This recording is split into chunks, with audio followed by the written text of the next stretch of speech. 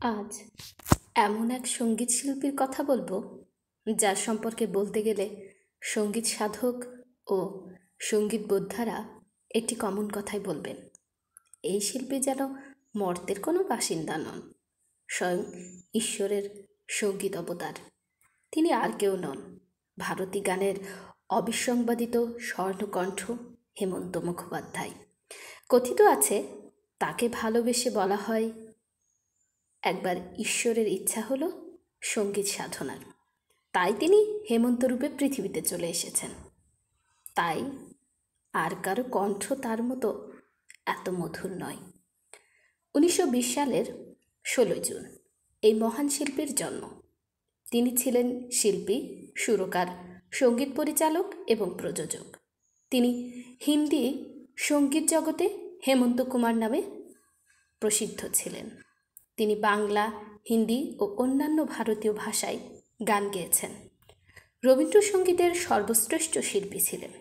নানামুখী গানে আর কোনো শিল্পী হেমন্ত মুখোপাধ্যায়ের সমকক্ষ হতে পারেননি। শিল্পী হেমন্ত মুখোপাধ্যায়ের জন্ম তার মাতামহের বাড়ি পবিত্র বারাণসী শহরে। তার মাতামহ ছিলেন একজন শীর্ষস্থানীয় চিকিৎসক। তার পৈতৃক নিবাস ছিল দক্ষিণ 24 পরগনা জেলার জয়নগরে। তার পরিবার কলকাতা শহরে আসে দ্বিতীয় দশকের প্রথমার্ধে। হেমন্ত সেখানে বড় হতে থাকেন এবং প্রথমে নাসিরউদ্দিন স্কুল এবং পরবর্তীকালে ভবানীপুরের মিত্র ইনস্টিটিউশনে পড়াশোনা করেছিলেন। সেখানেই তার সঙ্গে পরিচয় হয় সুভাষ মুখোপাধ্যায়ের, যিনি পরবর্তীকালে বাংলার স্বনামধন্য কবি হয়েছিলেন। ওই সময়কালে বিশিষ্ট লেখক সন্তোষ কুমার ঘোষ মহাশয়ের সঙ্গে তার সখ্যতা গড়ে ওঠে। ওই সময়ে হেমন্ত ছোট গল্প লিখতেন, সন্তোষ কুমার কবিতা লিখতেন এবং সুভাষ মুখোপাধ্যায় গান গাইতেন। ইন্টারমিডিয়েট পাশ করে হেমন্ত যাদবপুর বিশ্ববিদ্যালয়ে ইঞ্জিনিয়ারিং পড়তে যান, কিন্তু তিনি সঙ্গীতের জন্য আপন শিক্ষা ত্যাগ করেন। তার সাহিত্যিক হওয়ার ইচ্ছে ছিল। কিছুদিন তিনি দেশ পত্রিকার জন্য লেখেন। 1937 খ্রিস্টাব্দ থেকে তিনি সম্পূর্ণভাবে সঙ্গীতের জগতে প্রবেশ করেন।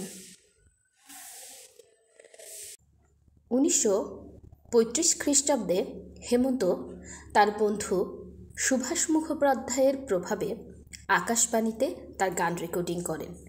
গানের প্রথম লাইন ছিল, আমার গানেতে এলে নবরূপী চিরন্তনী। হেমন্ত তার প্রারম্ভিক সঙ্গীত কর্মজীবনে পরামর্শদাতা হিসেবে পেয়েছিলেন বাংলা সঙ্গীতজ্ঞ শৈলেন দত্ত গুপ্তকে। প্রথম জীবনে হেমন্ত বাংলার প্রখ্যাত গায়ক পঙ্কজ মল্লিককে অনুসরণ করতেন, এজন্য তার ডাকনাম ছিল ছোট পঙ্কজ। 1980 খ্রিস্টাব্দে এক দূরদর্শন সাক্ষাৎকারে হেমন্ত উল্লেখ করেছিলেন যে তিনি ওস্তাদ ফৈয়াজ খানের শিষ্য ফণীভূষণ ব্যানার্জির কাছে ধ্রুপদী সঙ্গীতেরও তালিম নিয়েছিলেন, কিন্তু ওস্তাদের অসময়ের মৃত্যুতে তার শিক্ষা অসমাপ্তই রয়ে যায়। 1937 খ্রিস্টাব্দে কলম্বিয়ার লেভেলে হেমন্ত তার প্রথম গ্রামোফোন রেকর্ড প্রকাশ করেন। চলচ্চিত্রের বাইরে রেকর্ডের ওই গানগুলো ছিল জানিতে যদি গো তুমি এবং বলো গো বলো মোরে, যেগুলোর কথা নরেশ ভট্টাচার্যের এবং সঙ্গীত শৈলেন দত্তগুপ্তের। তারপর থেকে 1984 খ্রিস্টাব্দ পর্যন্ত প্রতি বছর গ্রামোফোন কোম্পানি অফ ইন্ডিয়ার GCI এর জন্য ধারাবাহিকভাবে চলচ্চিত্রের বাইরে হেমন্তর রেকর্ড প্রকাশিত হতো। তার প্রথম হিন্দি গানগুলো কিতনা দুঃখ ভুলায়া তুমনে এবং অপ্রিত নিভাওনে আলে 1940 খ্রিস্টাব্দে GCI এর কলম্বিয়া লেভেলেই প্রকাশিত হয়েছিল। ওই গানগুলোর সঙ্গীতকার ছিলেন কমল দাশগুপ্ত, কথা লিখেছিলেন ফৈয়াজ হাসমি। 1941 খ্রিস্টাব্দে মুক্তিপ্রাপ্ত বাংলা চলচ্চিত্র নিমাই সন্ন্যাস চলচ্চিত্রে হেমন্ত প্রথম গান গেয়েছিলেন। সঙ্গীত দিয়েছিলেন হরিপ্রসন্ন দাস। 1944 খ্রিস্টাব্দে চলচ্চিত্রের বাইরে বাংলা গানে হেমন্ত নিজে প্রথম সুর দিয়েছিলেন কথা কয়ো না গো শুধু শোনো এবং আমার বিরহ আকাশে প্রিয়া, এই দুটি গানে। এগুলোর কথা লিখেছিলেন অমিয় বাগচি। 1944 খ্রিস্টাব্দে পণ্ডিত অমরনাথের সঙ্গীত পরিচালনায় তিনি ইরাদা চলচ্চিত্রে প্রথম হিন্দি গানগুলো গেয়েছিলেন। হেমন্তকে শীর্ষস্থানীয় রবীন্দ্রসঙ্গীত শিল্পী হিসেবে ধরা হয়। 1944 খ্রিস্টাব্দে প্রিয় বান্ধবী বাংলা চলচ্চিত্রে তার প্রথম রবীন্দ্রসঙ্গীত রেকর্ড করা হয়েছিল। গানটা ছিল পথের শেষ কোথায়। 1944 খ্রিস্টাব্দেই তিনি কলম্বিয়া লেভেলের অধীনে চলচ্চিত্রের বাইরে প্রথম রবীন্দ্রসঙ্গীত রেকর্ড করেন। গানগুলো ছিল আমার আর হবে না দেরি এবং কেন পান্থ হয়ে চঞ্চলতা। তার আগে তিনি অল ইন্ডিয়া রেডিও ও আকাশবাণীতে আমার মল্লিকা বনে রেকর্ড করেছিলেন, কিন্তু দুর্ভাগ্যবশত রেকর্ডটা নষ্ট হয়ে গিয়েছিল। 1947 খ্রিস্টাব্দে সঙ্গীত পরিচালক হিসেবে তার প্রথম বাংলা চলচ্চিত্র ছিল অভিযাত্রী। যদিও ওই সময় অনেক গান রেকর্ড করে হেমন্ত প্রচুর প্রশংসা পেয়েছেন। 1947 খ্রিস্টাব্দে তিনি বড় বাণিজ্যিক সাফল্য পেয়েছিলেন। বাংলায় তার সমসাময়িক পুরুষ সঙ্গীত শিল্পীরা ছিলেন জগন্ময় মিত্র, রবীন মজুমদার, সত্য চৌধুরী, ধনঞ্জয় ভট্টাচার্য, সুধীরলাল চক্রবর্তী, বেচু দত্ত এবং তালাত মাহমুদ। 1945 খ্রিস্টাব্দে হেমন্ত বাংলা সঙ্গীত শিল্পী বেলা মুখোপাধ্যায়ের সঙ্গে বিবাহ বন্ধনে আবদ্ধ হন। 1943 খ্রিস্টাব্দে কাশীনাথ বাংলা চলচ্চিত্রে সঙ্গীত পরিচালক পঙ্কজ মল্লিক বেলাকে দিয়ে কিছু জনপ্রিয় গান গাইয়েছিলেন, কিন্তু বিবাহের পর বেলা আর সঙ্গীত জগতে প্রবেশ করেননি। তাদের দুই সন্তান, পুত্র জয়ন্ত এবং কন্যা রানু। সীমিত সাফল্য নিয়ে রানু মুখোপাধ্যায় 1960 খ্রিস্টাব্দের দশকের শেষে এবং 1970 খ্রিস্টাব্দের দশকের শুরুর দিকে গান গাইতেন। জয়ন্ত 1970 খ্রিস্টাব্দের দশকের জনপ্রিয় ভারতীয় অভিনেত্রী মৌসুমী চট্টোপাধ্যায়ের সঙ্গে বিবাহ বন্ধনে আবদ্ধ হন। 1940 খ্রিস্টাব্দের দশকে হেমন্ত ভারতীয় গণনাট্য সংঘ সংস্থার সক্রিয় সদস্য হয়েছিলেন এবং RIPTA সদস্য সঙ্গীত রচয়িতা এবং সঙ্গীতজ্ঞ সলিল চৌধুরীর সঙ্গে অনুষঙ্গ শুরু করেছিলেন। IPTA সংস্থার অন্যতম চালিকা শক্তি ছিল 1943 খ্রিস্টাব্দে বাংলার দুর্ভিক্ষ এবং এর প্রতিরোধে ব্রিটিশ শাসক ও সম্পদশালী ভারতীয়দের নিষ্ক্রিয়তা। হেমন্ত 1947 খ্রিস্টাব্দে সলিল চৌধুরীর কথায় ও সুরে চলচ্চিত্রের বাইরে একটা গান গায়ের বধূ রেকর্ড করেন। দুপিঠের 78 RPM 6 মিনিটের ওই ডিস্ক রেডিও বাংলার ভিন্ন গতির এক আবেগমথিত প্রচলিত কাঠামোকে নিবদ্ধ করেছিল। এই গান এক উন্নত এবং মমতাময়ী গ্রাম্য নারীর জীবন ও পরিবারকে সরল, শান্ত, মনোরম করে ফুটিয়ে তুলেছিল এবং বর্ণিল হয়েছিল কিভাবে দুর্ভিক্ষের, দ্বৈত ও আসন্ন দারিদ্র্যের দ্বারা বিধ্বস্ত হয়েছিল। এই গান হেমন্ত এবং সলিলকে পূর্ব ভারতে এক অভাবনীয় জনপ্রিয়তা এনে দিয়েছিল। এক কথায় হেমন্তকে তার সমসাময়িক পুরুষ গায়কদের থেকে এগিয়ে রেখেছিল। পরবর্তী কয়েক বছরে হেমন্ত এবং সলিল জুটি সমাজকে অনেক গান উপহার দিয়েছিল। প্রায় এই সমস্ত গানেই জনপ্রিয়তার প্রমাণ ছিল। একই সময়কালে হেমন্ত বাংলা চলচ্চিত্রে সুর সৃষ্টির জন্য বরাত পেতে শুরু করেন। তার মধ্যে কয়েকটি ছিল পরিচালক হেমেন গুপ্তের জন্য। কয়েক বছর পর হেমেন যখন মুম্বাই যান, ফিল্মিস্তান স্টুডিওর ব্যানারে তার পরিচালনায় আনন্দ মাঠ নামে প্রথম হিন্দি চলচ্চিত্র সুর সৃষ্টির জন্য হেমন্তকে ডাকেন। ওই ডাকে সাড়া দিয়ে 1951 খ্রিস্টাব্দে হেমন্ত মুম্বাই পাড়ি দেন এবং ফিল্মিস্তান স্টুডিওতে যোগ দেন।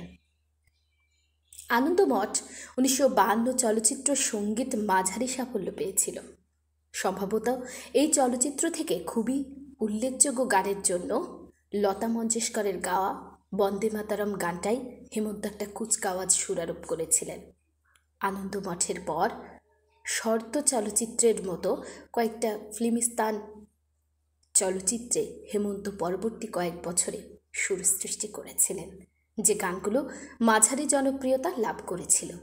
একই সঙ্গে হেমন্ত মুম্বাইতে নেপথ্য গায়ক হিসেবে জনপ্রিয়তা লাভ করেছিলেন। 1950 খ্রিস্টাব্দের দশকের মাঝামাঝি হেমন্ত একজন গায়ক ও সুরকার হিসেবে তার অবস্থান মজবুত করেছিলেন।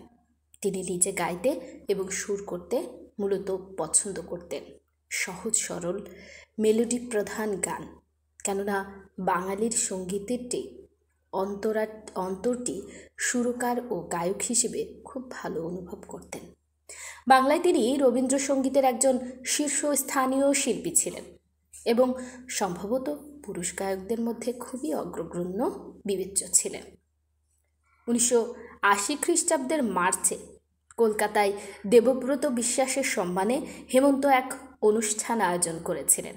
ওই অনুষ্ঠানে কিংবদন্তি রবীন্দ্রসঙ্গীত শিল্পী দেবব্রত বিশ্বাস নিঃসংকোচে বলেছিলেন যে হেমন্ত হচ্ছে রবীন্দ্রসঙ্গীতকে জনপ্রিয় করে তোলার দ্বিতীয় নায়ক। প্রথমজন হলেন কিংবদন্তি পঙ্কজ কুমার মল্লিক।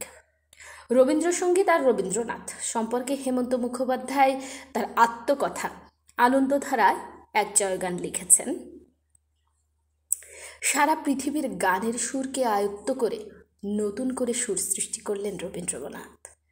সেই সুরের আলাপনকে বাংলা গানে ছিটিয়ে দিলেন। হয়ে গেল এক অপূর্ব সৃষ্টি, সর্বযুগের সর্বকালের সৃষ্টি। এত বড় সুরকার আজও জন্মায়নি কোনো দেশে। এই বুড়ো পৃথিবীকে ইচ্ছে হয় জিজ্ঞেস করি, বয়স তো অনেক হলো, রবীন্দ্রনাথের মতো এমন সর্বতোমুখী প্রতিভা আর দেখেছ একটা? মুম্বাইতে নেপথ্য গায়নের পাশাপাশি হেমন্ত সুর সৃষ্টিকারীর একটি ঘরানা গড়ে তুলেছিলেন। তিনি নাগিন নামে এক হিন্দি চলচ্চিত্রের জন্য সুর সৃষ্টি করেছিলেন, যেটা ওই চলচ্চিত্রে সঙ্গীতের জন্যই বড় সাফল্য এনেছিল। নাগিনের গানগুলো ধারাবাহিকভাবে 2 বছর তালিকার শীর্ষে অবস্থান করেছিল এবং 1955 খ্রিস্টাব্দে হেমন্তের মর্যাদাপূর্ণ ফিল্মফেয়ার শ্রেষ্ঠ সঙ্গীত নির্দেশনা পুরস্কার লাভে সর্বোচ্চ সীমায় পৌঁছে দিয়েছিল। ঠিক ওই বছরই তিনি বাংলা চলচ্চিত্র সাপমোচনের জন্য সঙ্গীত প্রস্তুত করেন, যেখানে অভিনেতা উত্তম কুমারের জন্য নেপথ্য কণ্ঠে 4খানা গানও গেয়েছিলেন। এটা নেপথ্য নায়ক গায়ক হিসেবে উত্তম হেমন্ত জুটির এক লম্বা মেলবন্ধনের শুরুয়াত ছিল। তারা দুজনে পরবর্তী দশক জুড়ে বাংলা চলচ্চিত্র জগতে ভীষণ জনপ্রিয় গায়ক নায়ক জুটি ছিলেন।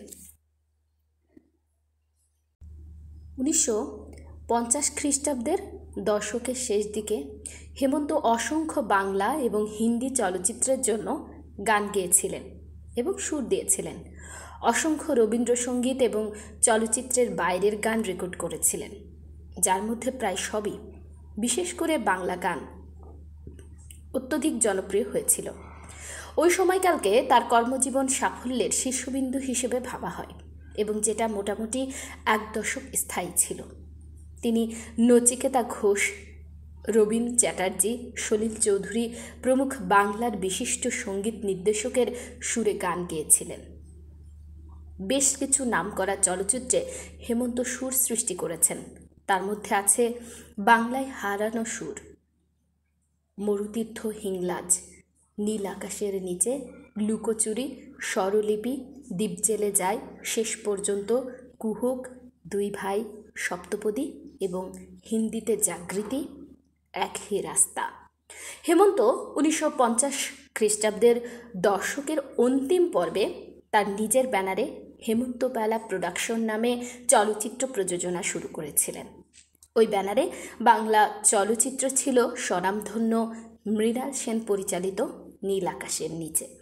কাহিনী নেওয়া হয়েছিল ভারতের স্বাধীনতা আন্দোলনের পটভূমিকায় কলকাতার রাস্তায় এক চীনা ফেরিওয়ালা পরিশ্রমের যন্ত্রণা থেকে। এই চলচ্চিত্র ভারত সরকার কর্তৃক দেশের সর্বোচ্চ চলচ্চিত্র সম্মান রাষ্ট্রপতির স্বর্ণপদক লাভ করেছিল। পরের দশকে হেমন্তের প্রযোজনা কোম্পানির নাম পরিবর্তন করে গীতাঞ্জলি প্রোডাকশনস হয় এবং একের পর এক হিন্দি চলচ্চিত্রের প্রযোজনা করতে থাকে, যেমন বিশাল বধ, কোহরা, বিবি और মকন, ফরার, রাহগীর এবং খামোশি। উপর্যুক্ত সব চলচ্চিত্রেই সুর সৃষ্টি করেছেন হেমন্ত। শুধুমাত্র বিশাল বাদ এবং খামোশি এগুলোর মধ্যে অধিক বাণিজ্যিক সাফল্য পেয়েছিল। এরপর বাংলায় ফেরা। 1963 খ্রিস্টাব্দে হেমন্ত পলাতক চলচ্চিত্রের জন্য সুর সৃষ্টি করেন, যেখানে তিনি পরীক্ষামূলকভাবে বাংলা লোকসঙ্গীত এবং লঘু সঙ্গীতের সংমিশ্রণ ঘটিয়েছিলেন। এটা একটা বড় সাফল্যের প্রমাণ দিয়েছিল এবং হেমন্তের সঙ্গীত গ্রন্থনার ধরন ভবিষ্যতের চলচ্চিত্রগুলোতে উল্লেখযোগ্যভাবে পরিবর্তিত হয়েছিল, যেমন বাঘিনী এবং বালিকা বধূ। বাংলা ছবিদ্বয় মণিহার এবং অদিতিয়া সাংগীতিক এবং বাণিজ্যিক দিক থেকে বড় সাফল্য পেয়েছিল। তার সঙ্গীত গ্রন্থনায় লঘু ধ্রুপদী ছোঁয়া ছিল। 1961 খ্রিস্টাব্দে রবীন্দ্রনাথ ঠাকুরের জন্ম শতবার্ষিকী উপলক্ষে গ্রামোফোন কোম্পানি অফ ইন্ডিয়া হেমন্তকে দিয়ে এক বড় অংশের স্মারক প্রস্তুত করেছিল। এটাও এক বড় সাফল্যের মুখ দেখেছিল। হেমন্ত ওয়েস্ট ইন্ডিজ ভ্রমণ সমেত অনেক কনসার্টের জন্য বহুবার বিদেশে গিয়েছিলেন। সর্বসাকুল্যে 1960 খ্রিস্টাব্দের দশকে তিনি বাংলার প্রধান পুরুষ গায়ক হিসেবে নিজের জায়গা ধরে রেখেছিলেন এবং হিন্দি চলচ্চিত্রের সঙ্গীতকার ও গায়ক হিসেবে পরিগণিত হয়েছিলেন। 1960 খ্রিস্টাব্দের দশকে তিনি রবীন্দ্রনাথ ঠাকুরের গীতিনাট্যগুলোর উদীয়মান এবং প্রধান পুরুষ কণ্ঠ ছিলেন, যেমন বাল্মীকি প্রতিভা, শ্যামা, সাপমোচন, চিত্রাঙ্গদা এবং চণ্ডালিকা। এই গীতিনাট্যগুলোতে প্রধান নারী কণ্ঠ হিসেবে থাকতেন কণিকা বন্দ্যোপাধ্যায় এবং সুমিত্রা মিত্র। তিনি রবীন্দ্র সঙ্গীত শিল্পীত্রয়ীর অংশ ছিলেন, যারা জনপ্রিয় এবং শ্রদ্ধাস্পদ ছিলেন। এদের বলা হতো হেমন্ত, কণিকা, সুচিত্রা এবং সঙ্গে ছিলেন দেবব্রত বিশ্বাস। এই শিল্পী চতুষ্টয় ধারাবাহিকভাবে রবীন্দ্র গ্রন্থনার বহুশ্রুত প্রদর্শক ছিলেন। অশোকতরু বন্দ্যোপাধ্যায়, চিন্ময় চট্টোপাধ্যায়, সাগর সেন, সুমিত্রা সেন এবং ঋতু গুহ ছিলেন সেই সময়কার রবীন্দ্রসঙ্গীতের অন্যান্য প্রধান শিল্পী। 1970 খ্রিস্টাব্দের দশকে হিন্দি চলচ্চিত্রে হেমন্তের নামমাত্র অবদান ছিল। তিনি তার নিজের প্রোডাকশনে নিজের মতো সঙ্গীত রচনা করতেন, কিন্তু তার মধ্যে কোনো চলচ্চিত্র কিংবা তার সঙ্গীত সফলতা পায়নি। যাই হোক, বাংলায় তিনি রবীন্দ্রসঙ্গীত, চলচ্চিত্র এবং চলচ্চিত্রের বাইরের গানের বিশিষ্ট শিল্পী ছিলেন। তার সঙ্গীত দশক জুড়ে ধারাবাহিকভাবে জনপ্রিয় ছিল। হেমন্ত হলিউডে নেপথ্য গায়ক হিসেবে গান করা প্রথম ভারতীয়। যুক্তরাষ্ট্র সরকার হেমন্তকে মেরিল্যান্ড, বাল্টিমোরের নাগরিকত্ব দিয়ে সম্মানিত করেছিলেন। তিনি যুক্তরাষ্ট্রের নাগরিকত্ব পাওয়া প্রথম ভারতীয় গায়ক। 1970 খ্রিস্টাব্দের শুরু থেকে মাঝামাঝি পর্যন্ত বাংলার দুজন প্রধান সঙ্গীতকার নচিকেতা ঘোষ এবং রবীন চট্টোপাধ্যায়, যারা 1950 খ্রিস্টাব্দের দশকের প্রথম দিক থেকে হেমন্তের সঙ্গে নিবিড়ভাবে কাজ করতেন, তাদের জীবন বসন হয়েছিল। একই সঙ্গে ফুলেশ্বরী, রাগ অনুরাগ, গণদেবতা এবং দাদার কীর্তি ইত্যাদি চলচ্চিত্রে হেমন্ত সঙ্গীত পরিচালনা করাই তাকে বাংলার প্রধান সঙ্গীত পরিচালক হিসেবে প্রতিষ্ঠা করেছিল। 1950 খ্রিস্টাব্দের দশক ও 1950 খ্রিস্টাব্দের দশকে সলিল চৌধুরীর সঙ্গে হেমন্ত যেসব কাজ করেছিলেন, 1979 খ্রিস্টাব্দের তার মধ্যে থেকে কিছু পুনরায় রেকর্ড করেছিলেন। 1980 খ্রিস্টাব্দে হৃদয়াঘাত হয়েছিল, যার ফলে তার কণ্ঠস্বর ক্ষেপণের, বিশেষত তার শ্বাস নিয়ন্ত্রণের মারাত্মক ক্ষতি হয়েছিল। তিনি 80 দশকের গোড়ার দিকে ধারাবাহিকভাবে গান রেকর্ড করেছিলেন, কিন্তু তার পুরুষালী কণ্ঠে একটু স্বরের তফাৎ পড়ে। 1984 খ্রিস্টাব্দে হেমন্ত তার সঙ্গীত জীবনের 50 বর্ষপূর্তিতে বিভিন্ন প্রতিষ্ঠান থেকে সংবর্ধনা পেয়েছিলেন। এর মধ্যে খুব উল্লেখযোগ্য হল গ্রামোফোন কোম্পানি অফ ইন্ডিয়া। ওই বছরই হেমন্ত গ্রামোফোন কোম্পানি অফ ইন্ডিয়া থেকে তার শেষ অ্যালবাম প্রকাশ করেন। এটা ছিল 4টে চলচ্চিত্রের বাইরের গান সমৃদ্ধ একটা 45 RPM সমন্বিত সম্প্রসারিত রেকর্ড। পরবর্তীকালে বছরগুলোতে হেমন্ত ছোটোখাটো কোম্পানিগুলো থেকে কিছু চলচ্চিত্র বাইরের গান রেকর্ড করেছিলেন, যার উঠতি ক্যাসেট ভিত্তিক সঙ্গীত তৈরি শিল্পের সঙ্গে এটে উঠেছিল।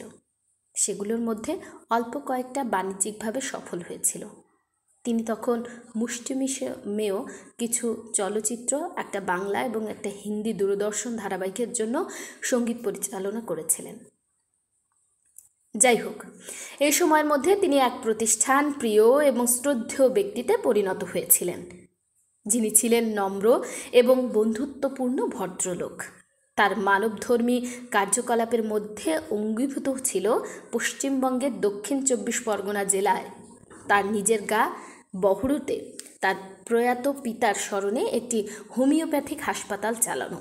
তার সময়কালে তিনি আকাশবাণী, দূরদর্শন এবং চলন্ত অনুষ্ঠান, কনসার্টে নিয়মিত বৈশিষ্ট্যে অবিরত ছিলেন। 1987 খ্রিস্টাব্দে হেমন্ত ভারত সরকার কর্তৃক পদ্মভূষণ পুরস্কারের জন্য মনোনীত হয়েছিলেন, যেটা তিনি বিনীতভাবে প্রত্যাখ্যান করেছিলেন।